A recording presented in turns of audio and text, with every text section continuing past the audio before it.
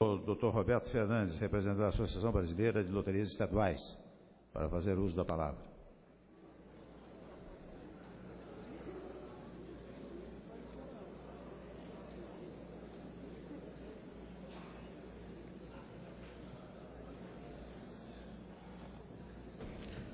Senhor presidente, senhoras e senhores, ilustres deputados. Na qualidade de advogado, conheço essa atividade em vários países do mundo. A proposta que se encontra na Câmara dos Deputados relativa à regulamentação dos bingos no Brasil, se for transformada em lei nos termos que se encontra o projeto, constituir-se-á na primeira norma brasileira dos últimos 63 anos, que terá como objeto o jogo, e uma das melhores do mundo. A importância da aprovação desta lei para a sociedade brasileira poderá ser verificada, senhor presidente, em curto prazo, nos efeitos sociais e econômicos produzidos pela nova atividade. O fundamento dessa assertiva é verificada na mesma experiência ocorrida em outros países. Senhor presidente, no direito comparado, em países como a Espanha, França, Inglaterra, Áustria, Alemanha e outros 120, o jogo é considerado uma atividade econômica, importante aliada do turismo, geradora de benefícios sociais. O texto da lei dos bingos mencionados fará dessa uma das mais eficazmente fiscalizadas atividades desse país, em razão da exigência dos chamados controles online, uma espécie de nota eletrônica, aquilo que já existe no país.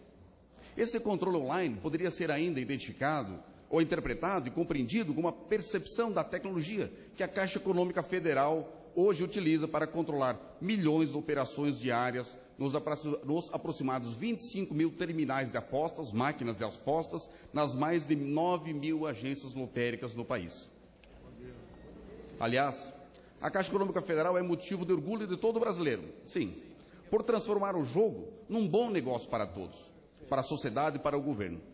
Se esta modalidade de concurso, de prognóstico numérico, deu certo, inclusive com terminais eletrônicos de captação de aposta, é induvidoso que os bingos, como em todo o mundo, também darão certo. Senhoras e senhores, a respeito da ludopatia, do vício no jogo, muito embora os dados são de que 97% da população que frequenta as casas de jogos se diverte de forma saudável, a lei tem o dever de proteger os 3%. Sim, que confundem a diversão e jogam compulsivamente. A ludopatia deve ser reconhecida pela lei e tratada de forma a proteger o indivíduo. A Organização Mundial de Saúde, anteriormente citada aqui, órgão da ONU, reconhece a ludopatia, sim, como uma doença. É de extrema importância que os países deem esse tratamento a tal comportamento humano.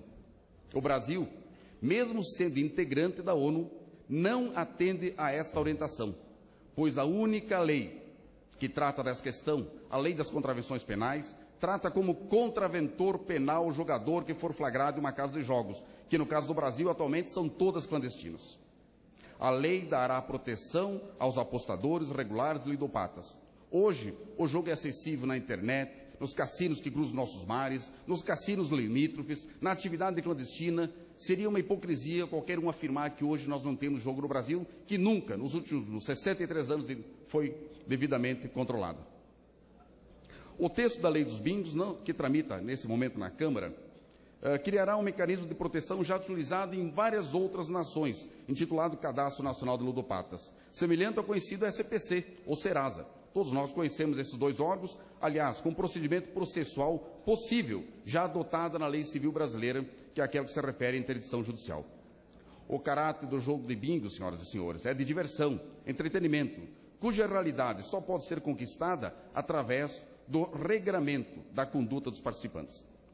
Lembro-me do dramaturgo Nelson Rodrigues e a síndrome do vira-lata, já citado pelo jornalista Maguinho, em cuja tese o brasileiro tinha o mal de se achar incapaz perante outros povos. O cidadão brasileiro não é inferior ao europeu, norte-americano ou asiático, nem tampouco o governo pode ser considerado incapaz de controlar essa atividade. A síndrome do vira-lata não tem mais lugar no Brasil. Hoje sabemos que somos capazes de explorar o petróleo do pré-sal, desenvolver tecnologia própria nas diversas áreas da ciência, pagar a impagável dívida externa, crescer e reduzir os índices de pobreza, socializando os resultados da economia. Tudo isso ao mesmo tempo. Finalizando, senhor presidente, vamos sediar dois dos mais importantes eventos esportivos do mundo. a Copa do Mundo de Futebol e as Olimpíadas, esta pela primeira vez na história mundial num país americano. Com tudo isso, não acreditar na possibilidade de fazer bem feito o que centenas de outros países já fazem há centenas de anos, é acreditar que a tese de Nelson Rodrigues ainda cabe no Brasil. No Brasil do futuro, senhoras, senhores, senhores parlamentares, está incluído o bingo. É o desejo dos brasileiros.